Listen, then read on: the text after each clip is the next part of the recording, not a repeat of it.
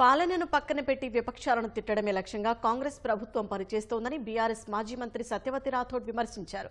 ముఖ్యమంత్రి రేవంత్ రెడ్డిని చూసి మంత్రులు, కాంగ్రెస్ నేతలు విపక్షాలపై ఇష్టారీతిగా మాట్లాడుతున్నారని మండిపడ్డారు. మంత్రి కొండా సురేఖ కేసులో బీఆర్ఎస్ కార్యనిర్వాహక అధ్యక్షుడు కేటీఆర్ దాఖలు చేసిన పిటిషన్పై నాంపల్లి కోర్టులో విచారణ జరిగింది.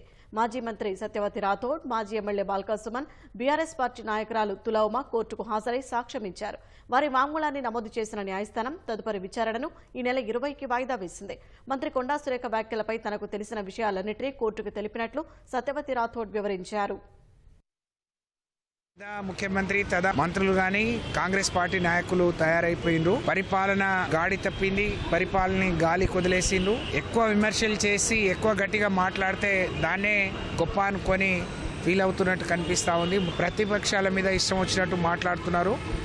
ఈ కేసు ద్వారా కొండా సురేఖ నోరు మూయించాలి. కొండా సురేఖతో పాటు ఇలాంటి వ్యాఖ్యలు ఎవరు చేసినా వారికి గుణపాఠం కావాలి.